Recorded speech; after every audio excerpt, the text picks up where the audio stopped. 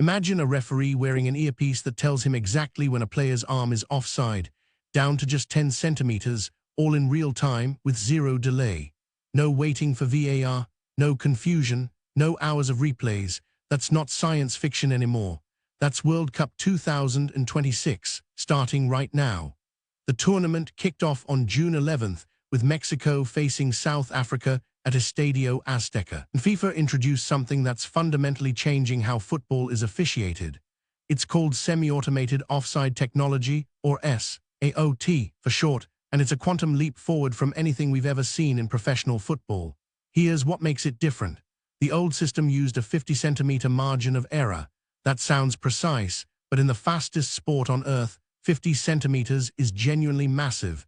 It's the width of a player's whole torso. That margin created endless debate, controversial calls, and fans screaming at their screens because they couldn't believe what they just saw. The new system tightens that down to 10 centimeters. That's roughly the width of a hand. The margin for error is now 1/5 what it used to be. That doesn't just mean more precision, it fundamentally changes which calls get flagged. But here's what's really revolutionary. When an offside violation is detected, the referee doesn't wait for anyone to tell him. Instead, the system pipes an instant audio alert directly into his earpiece. The linesmen get notified at exactly the same moment.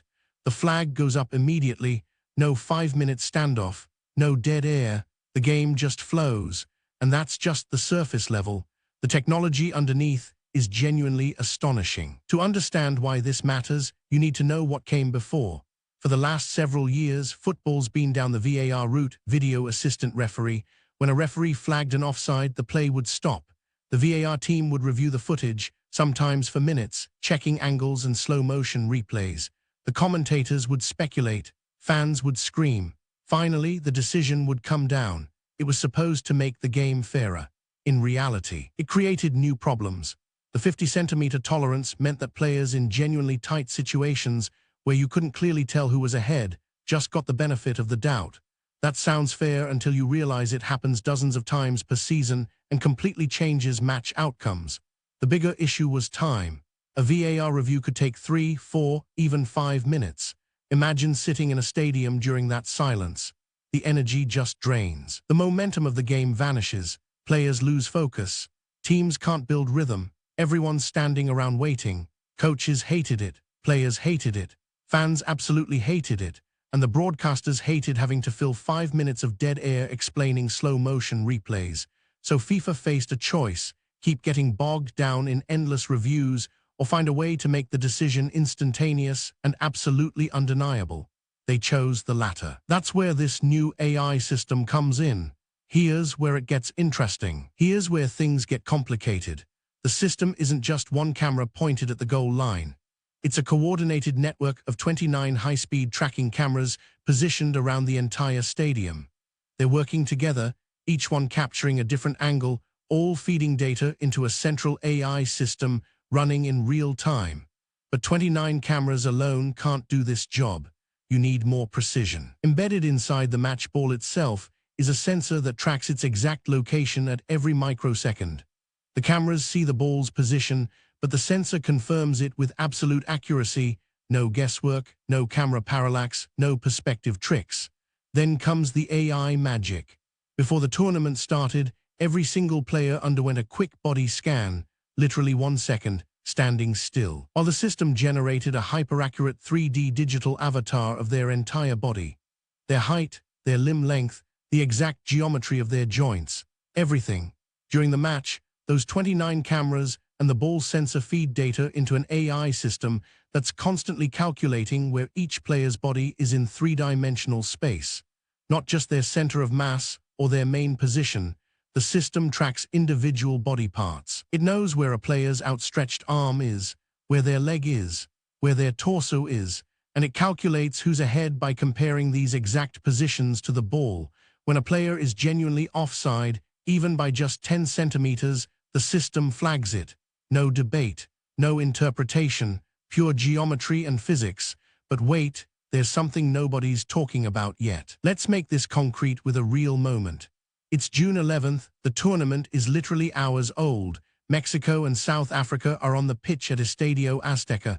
There's a corner kick. Mexico's striker makes a run toward goal. The ball's crossed in. His teammate is positioned near the goal line, that tight, contested space where 3 or 4 players are jostling for position. In the old system, this would have been absolute chaos. The VAR team would pull up 3 different angles. They'd zoom in. They'd argue about where the attacker's shoulder was relative to the defender's foot. They'd debate whether his arm counts. 5 minutes later, maybe they'd have an answer. Maybe. With the new AI system, there's no debate. None. The 29 cameras lock onto every player's position the instant before the ball is played. The 3D avatars are tracked through the crowded space. The AI calculates exact positions down to centimeters. Is the attacker ahead of all defenders? Yes or no? If yes and it's a genuine offside call, the referee gets the alert. Instantly, his earpiece chirps. He knows, he raises his hand. The linesmen raise their flags. The whistle goes, goal doesn't stand. Done. What would have been a 3-minute argument becomes a 3-second decision. And here's the beautiful part, because the margin is only 10 centimeters. Barely onside calls stay onside. The system only flags genuinely unfair positions. It's not penalizing players for being a millimeter ahead. It's catching real infractions. That's the fairness this game was desperately looking for. Let's zoom out and compare the before and after side by side. The old system had a 50-centimeter tolerance. That's roughly the width of a player's torso. So if an attacker was up to half a meter ahead of the last defender, they were still considered level. It sounds generous because it is. It was designed that way to avoid false positives from camera angles that might distort the view. The new system tightens that to 10 centimeters. That's roughly the width of a hand. The margin for error is now 1/5 what it was before. That doesn't just mean more precision, it fundamentally changes which calls get flagged. More violations get caught. Safer plays stay clean, and the speed difference is night and day. Old system, play is flagged, game stops, VAR team reviews for 3 to 5 minutes, decision comes down, game resumes. Total time, 5 to 8 minutes. New system, play happens, AI calculates in real time. Referee gets instant audio alert through his earpiece, decision is made in seconds. The game never needs to stop. The linesmen can raise their flag the moment the infraction occurs. There's no delay, no dead air, no momentum killer. But here's what's really subtle. The old system was reactive, something happens, then someone reviews it. The new system is proactive. It's watching constantly, always calculating, always ready. That change from reactive to proactive, combined with 10-centimeter precision, is what makes this genuinely transformative. It's not just faster, it's smarter. So what does this actually mean for the game? First, fairness goes up dramatically. Tight decisions that were guesswork before are now based on absolute geometry. If you're offside by 10 centimeters, you get caught. If you're onside by even 1 centimeter, you're clean. That's the objectivity fans have wanted forever. Second, the game flows better. Without those 5-minute VAR standoffs, momentum stays alive. The energy of the stadium doesn't drain. Teams don't lose rhythm. Players stay focused. It's a subtle thing, but over 90 minutes it compounds. But here's the complication, and this is important. The technology has real limits. It can't reliably detect violations when players are on the ground or positioned very close together. Those edge cases need human judgment. The system also only applies to positional offside. If an attacker is physically impeding a defender or blocking their vision in a way that's unfair, that's still a judgment call. The AI can't catch it. So what we're really looking at is AI handling the geometry, humans making the nuanced calls. It's hybrid officiating, and that's actually perfect. It plays to each one's strengths. The bigger implication, this opens the door for AI in every sport. If football can nail offside with 10-centimeter precision, what about tennis, basketball, handball? We are seeing a fundamental change in how sports governing bodies think about officiating. And it all happened at the World Cup 2026. Now let's look at what happens behind the scenes to make all this actually work. Before the tournament started, every single player in the World Cup underwent a body scan. It took about 1 second. They stood still while the system captured their exact 3-dimensional geometry. The scanner created a digital avatar, a perfect 3D model of that player's body. Not just their height and weight, but the precise length of their limbs, the angle of their joints, where their muscles attach. Think of it like a full-body CAD model, but made from a living human in motion. Why is this necessary? Because during a match, players are constantly moving. They're running, jumping, sliding, falling. A player might be partially obscured by another player or the referee. You can't always see their body clearly from every camera angle.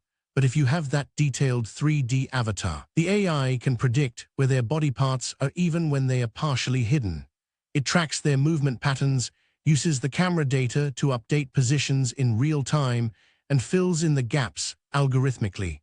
The system knows where a player's arm is even if it's blocked from 3 of the 29 cameras. When the broadcast wants to show viewers the offside moment, these 3D avatars are rendered into lifelike graphics that recreate the scene on the stadium screen and in the global broadcast. So fans at home see a crystal-clear visualization of exactly why the call was made. It's not just a replay, it's a perfect digital reconstruction. Here's the thing that changes everything. Here's what this moment means. We're watching a real-time transition from human-based officiating to AI-assisted officiating, and it's happening at the biggest sporting event on the planet. Football isn't a sport where you can just let a computer decide everything. There's too much nuance, too many judgment calls that require context and interpretation. But the parts that are pure geometry, the parts where it's just is this player ahead of that player, those parts are now solved. They're objective, they're instant. The World Cup 2026 is proof that when you give AI the right job, not to replace human judgment, but to handle the mechanical, geometric work, it becomes genuinely irreplaceable. The 10-centimeter precision, the instant alerts in the referee's ear, the perfect digital reconstructions for viewers. This is what happens when you actually engineer the tech to fit the sport instead of forcing the sport to fit the tech. And here's what's really important. This isn't just about offside calls. This is about proving that AI can handle real-time, high-stakes decision-making under extreme pressure in a billion-dollar broadcast environment with the eyes of the world watching. If it works at the World Cup, it works anywhere. In the next few years, expect every major sport to upgrade their officiating systems. Tennis will get AI line calling. Basketball will get AI foul detection. Every sport will chase the combination of precision, speed, and fairness. The World Cup 2026 just became the moment when professional sports decided to trust AI with their most consequential calls. Follow for daily AI news updates, and we'll keep you on top of how this technology reshapes the future.